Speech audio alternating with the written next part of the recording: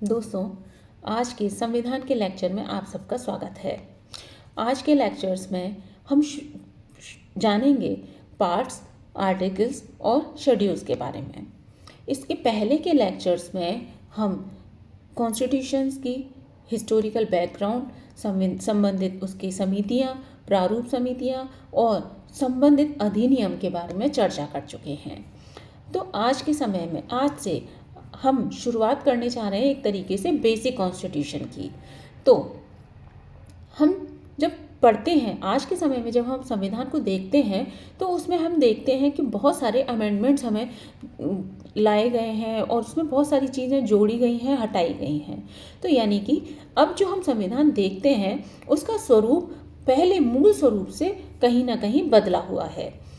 जब मूल स्वरूप में जब संविधान था तो उस समय संविधान में 22 पार्ट्स हुआ करते थे, 395 आर्टिकल्स हुआ करते थे और 8 शेड्यूल्स हुआ करते थे।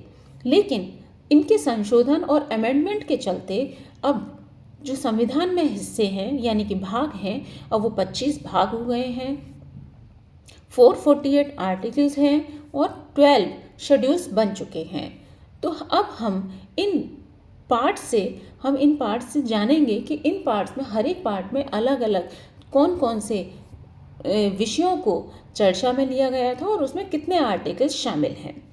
तो सबसे पहले हम बात करें पार्ट फर्स्ट की, यानी कि पार्ट 1 में जो डिस्क्राइब किया है, जिसमें चर्चा की गई है, वो है यूनियन एंड इट्स टेरिटरीज की, यानी कि संघ और उसके क्षेत्र की, जिसमें आर्टिकल शामिल थे आर्टिकल 1 से लेकर के आर्टिकल 4 तक।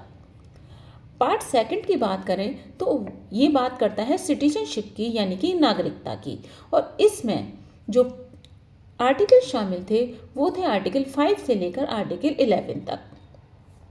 पार्ट 3 की तरफ चलें, यानी कि भाग 3 में जो डिस्क्राइब किया है वो है फंडामेंटल राइट्स की, यानी कि मौलिक अधिकारों की, और इसमें जो आर्टिकल शामिल है वो है आर्टिकल 12 से लेकर के आर्टिकल 35 तक। फिर चलते हैं पार्ट 4 की तरफ, और पार्ट 4 में जो डिस्क्राइब किया गया है वो किया गया है DPSP, जिसकी फुल फॉर्म होती है directive principle of state policy, और इसमें जो आर्टिकल शामिल हैं वो है आर्टिकल 36 से लेकर के आर्टिकल 51 तक। आर्टिकल 4 पार्ट 4 से ही मिलके बना है, अमेंड करके बनाया गया है पार्ट 4A। तो अब हमारा नेक्स्ट पार्ट हो गया पार्ट 4A, और इसमें जो डिस्क्राइब किया गया है वो किया गया है मौलिक कर्तव्यों के बारे में, यानी कि फंडामेंटल ड्यूटीज़ के बारे में, और इसमें जो आर्टिकल्स हैं वो है आर्टिकल 51A। इसके बाद हम आर्टिकल 5 की तरफ चलते हैं, और आर्टिकल 5 में जो चर्चा की गई है वो है द यूनियन, जिसकी बात करें तो वो संघ की बात करता है, और संघ में जो आर्टिकल शामिल हैं वो हैं आर्टिकल 52 से लेकर के आर्टिकल 151 तक। अब इसके आगे आर्टिकल 6 की बात, पार्ट 6 की बात करते हैं। पार्ट 6 में जो बात की गई है वो है द स्टेट्स, यानी कि राज्य, और इसमें जो आर्टिकल शामिल हैं वो हैं आर्टिकल 152 से लेकर के 237 तक। इसके बाद पार्ट 7 की बात करते हैं। पार्ट 7 जो कि बात करता है फर्स्ट शेड्यूल के पार्ट बी में शामिल होने वाले राज्य, आने वाले राज्यों के बारे में, लेकिन ये पार्ट 1956 के तहत 7th अमेंडमेंट जो किया गया था उसके चलते इसको निरस्त कर दिया गया। अब आते हैं पार्ट 7 के बाद पार्ट 8 पर, और पार्ट 8 में जो डिस्क्राइब किया गया है वो किया गया है यूनियन टेरिटरी ऑफ स्टेट्स, यानी कि यूनियन टेरिटरी स्टेट्स की जो चर्चा की है उसमें आर्टिकल शामिल हैं 239 से लेकर के 242 तक। इसके बाद पार्ट 9 में चर्चा हुई है पंचायतें, यानी कि पार्ट 9 जो बात करता है वो पंचायतों की बात करता है, जिसमें आर्टिकल शामिल हैं 243 से लेकर के 243O तक।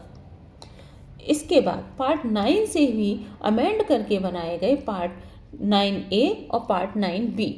तो 9A में जो चर्चा की है वो बात की गई है नगर पालिकाएं, यानी कि म्यूनिसिपैलिटी की, और इसमें जो आर्टिकल शामिल हैं वो हैं आर्टिकल 243P से लेकर के 243ZG तक।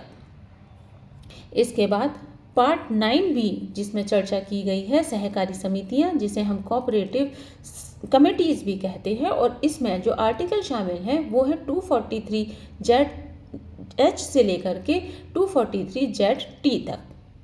इसके बाद पार्ट 10 की बात करते हैं। पार्ट 10 में बात है अनुसूचित एवं जनजातीय क्षेत्र, जिसमें आर्टिकल शामिल है 244 से लेकर 244 ए तक। पार्ट 11 की बात करें तो पार्ट 11 में पार्ट 10 के बाद अब हम बात करते हैं पार्ट 11 की। पार्ट 11 में जो कि चर्चा की गई है संघ एवं राज्यों के बीच संबंध, यानी कि the relation between the union and the states, जिसमें आर्टिकल्स जो शामिल हैं वो है 245 से लेकर के 263 तक। 11 के बाद अब पार्ट 12 की बात करते हैं। पार्ट 12 में जो चर्चा की है वो है वित्त, संपत्ति, अनुबंध और मुकदमे, यानी कि finance, property, contract and the tribunals की बात की है, जिसमें जो आर्टिकल शामिल है वो है आर्टिकल 264 से लेकर के आर्टिकल 300 ए। इसके बाद पार्ट 13 की बात करते हैं। पार्ट 13 में जो बात की गई है भारत के राज्य क्षेत्र के भीतर व्यापार, वाणिज्य और मेलजोल को लेकर बात की है, जिसमें जो आर्टिकल शामिल हैं वो है 301 से लेकर के आर्टिकल 307 तक। इसके बाद पार्ट 14 में बात करते हैं तो वो है बात संघ और राज्यों के अधीन सेवाएं, जिसमें आर्टिकल शामिल हैं 308 से लेकर के 323 तक। इसके बाद पार्ट 14 भी बना है, पार्ट 14 से अमेंड हो, पार्ट 14 से बन के पार्ट 14 अमेंड होके बना है, जिसमें चर्चा की गई है न्यायाधिकरण यानी कि ट्रिब्यूनल्स की, और इसमें जो आर्टिकल शामिल हैं वो है 323 और 323 इसके बाद आर्टिकल 15 में चुनाव की चर्चा की है। पार्ट 15 में चुनाव की चर्चा की है, जिसमें इलेक्शंस आते हैं, और इसमें जो चर्चा की है वो है आर्टिकल 324 से लेके 329 ए तक। फिर है पार्ट 16, जिसमें कुछ वर्गों से संबंधित विशेष प्रावधान है, यानी कि special provision for certain classes, जिसमें आर्टिकल शामिल होते हैं 330 से लेकर के 342 तक। फिर पार्ट 17, जिसमें ऑफिशियल लैंग्वेज की बात की है, और इसमें आर्टिकल्स आते हैं 343 से लेके 351 तक। फिर आता है पार्ट 18, जिसमें कि आपातकालीन प्रावधान यानी कि इमरजेंसी प्रोविजंस की बात की गई है, और इसमें जो आर्टिकल शामिल हैं वो है 352 से लेकर के 360 तक। पार्ट 19 में विविध यानी कि मिसलेनियस की बात की गई है, जिसमें आर्टिकल्स आते हैं 361 से लेकर के 367। फिर बात करते हैं संविधान संशोधन यानी कि कॉन्स्टिट्यूशनल अमेंडमेंट, जो कि पार्ट 20 में चर्चा की गई है, और इसमें जो आर्टिकल शामिल हैं वो हैं 368 से लेकर के 368 इसमें बात करता है संविधान संशोधन की। फिर है पार्ट 21। पार्ट 21 में अस्थायी, संक्रमणकालीन और विशेष प्रावधान की बात करता है, जिसमें आर्टिकल शामिल हैं 369 से लेकर के 392 तक।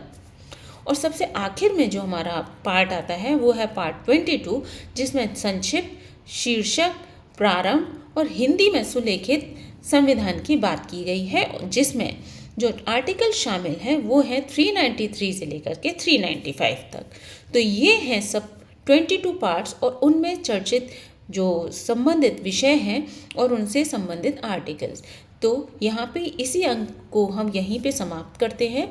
अगली नई चर्चा के साथ हम एक नया वीडियो आपके सामने संविधान की लेकर आएंगे।